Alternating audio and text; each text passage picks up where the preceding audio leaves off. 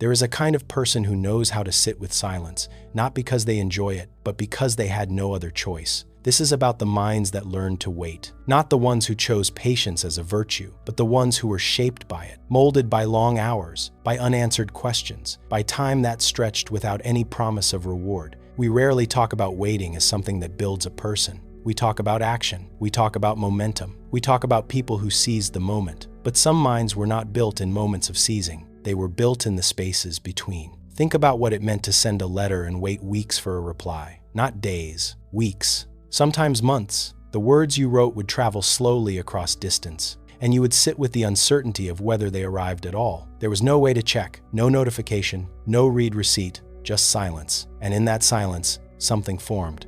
A tolerance for not knowing, a strange endurance for ambiguity. The mind learned that some answers do not come quickly, and that waiting does not mean something is wrong. This was not romantic. It was often frustrating, sometimes painful, but it left a mark. People who grew up in slower rhythms did not become more peaceful by nature. They became practiced. They developed an internal structure that could hold discomfort without collapsing. Not because they were stronger, but because the world gave them time to build it. There is a difference between patience and resignation. Resignation gives up. Patience holds on without knowing if holding on will matter. The minds that learned to wait often developed a quiet relationship with hope. Not the loud kind, not the kind that announces itself, but the kind that sits in the background, waiting alongside them. Hope, for these minds, was not a feeling, it was a discipline. Something practiced in the absence of evidence. They hoped for things they could not yet see. They trusted processes they could not speed up. And they learned that trust is not the same as certainty. What does it do to a person to wait without guarantees? It changes how they relate to time. Time stops being an enemy. It becomes a companion, sometimes an uncomfortable one, but familiar. They learn that boredom is not dangerous. It is just empty space. An empty space can be survived. Many people today struggle with boredom, not because they are weaker, but because they were never given the chance to sit with it long enough to learn its shape. Boredom has a shape. It rises, it peaks, and then, if you do not run from it, it softens. The minds that learn to wait know this softening. They have felt it hundreds of times. They know that discomfort often fades if you simply remain still. This is not a skill that is taught, it is absorbed. Through long afternoons with nothing to do, through waiting rooms without screens, through meals that took hours to prepare, the rhythm of life itself was the teacher. There is something else that waiting builds, a kind of inner dialogue. When there is nothing to distract you, you begin to hear yourself. Not always clearly, not always kindly, but you hear. The minds that waited often became more familiar with their own thoughts. They had no choice but to sit with them, to sort through them, to argue with them, to make peace with them.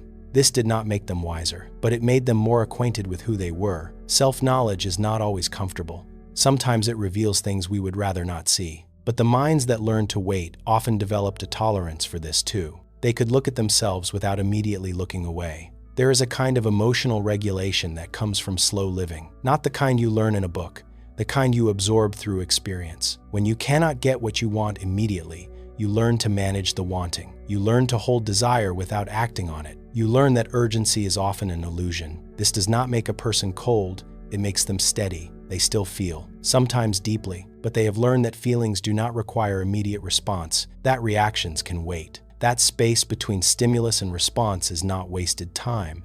It is where choice lives. Do you ever wonder what kind of person you would be if you had grown up slower? Not better, not worse, just different. Perhaps more tolerant of uncertainty, perhaps less startled by silence, perhaps more comfortable with the version of yourself that exists when no one is watching. The minds that learn to wait often have a complicated relationship with disappointment. They have been disappointed many times. They know its weight, but they also know that disappointment is survivable. When you wait for something and it does not come, you learn something important. You learn that you can continue, that the absence of what you wanted does not erase you. This is not optimism. It is something quieter, a kind of endurance that does not announce itself. They do not expect things to work out, but they do not expect things to fail either. They simply wait and see. There is a particular kind of loneliness in waiting, the kind that comes from holding something inside that no one else can see, a question, a hope, a fear.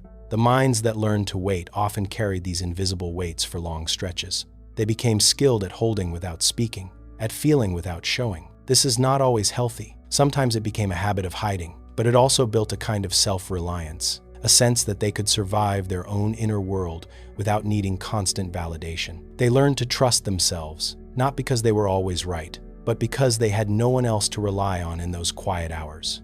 Self-trust is strange. It does not come from success. It comes from surviving confusion, from making decisions without enough information, from being wrong and continuing anyway. The minds that waited built this trust slowly, through small moments of choosing without certainty, through living with the consequences, through learning that they could bear more than they thought. What happens when the world speeds up around someone who learned to wait? Sometimes they feel left behind. Sometimes they feel like strangers in a culture that no longer values what they know. But something else happens too. They notice things others miss.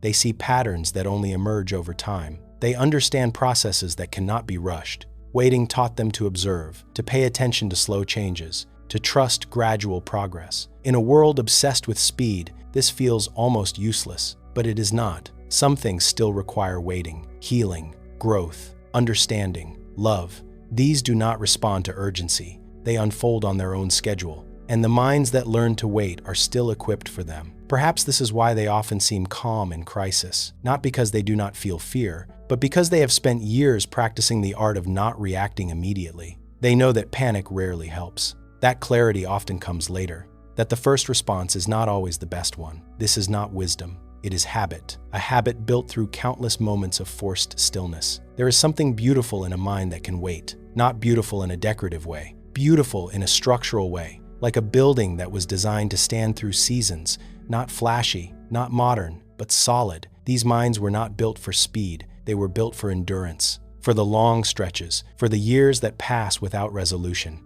And perhaps that is their quiet gift. They do not need constant stimulation to feel alive.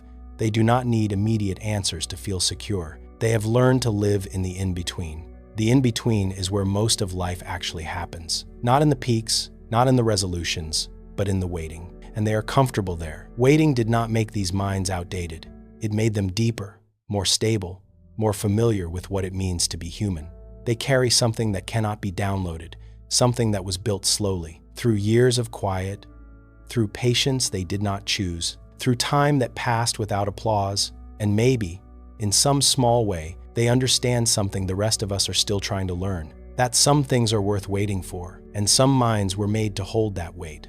There is something beautiful in a mind that can wait, not beautiful in a decorative way, beautiful in a structural way, like a building that was designed to stand through seasons, not flashy, not modern, but solid.